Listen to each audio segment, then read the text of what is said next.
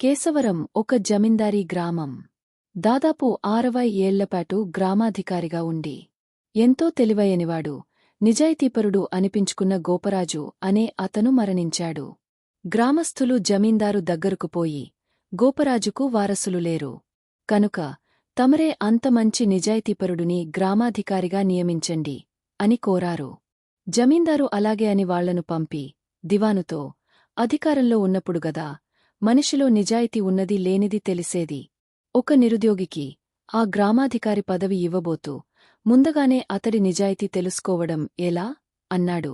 ఆ మాట నిజమే అని దివాను కేశవరం గ్రామాధికారి పదవికి అర్హతగల అభ్యర్థుల కోసం చాటింపు వేయిస్తూ, ఆడ మగ తేడా లేదు, అర్హతగల అందరూ అభ్యర్థన చేయవచ్చు, కాని వాళ్ల ముందుగా జమీందారుగారి ఖజానాదారును చూడవలసి ఉంటుందని తెలియపరిచాడు.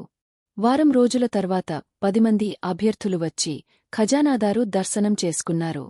ఆయన విడివిడిగా వాళ్లను కచ్చేరీ గదిలోకి పిలిచి మాట్లాడి, మర్నాడు 10 గంటల వేళ జమీందారుగారి దగ్గరకు రావలసిందిగా చెప్పాడు. ఆ విధంగానే అందరూ జమీందారు దగ్గరకు వెళ్లారు. ఆ సమయంలో దివాను, ఖజానాదారు అక్కడే ఉన్నారు.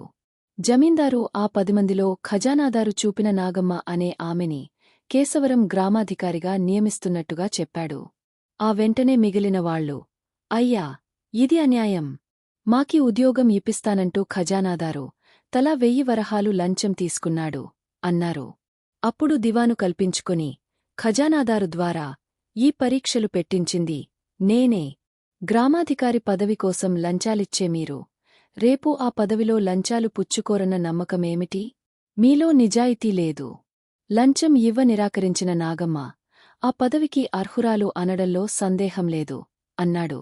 Thanks for watching. Please like and subscribe.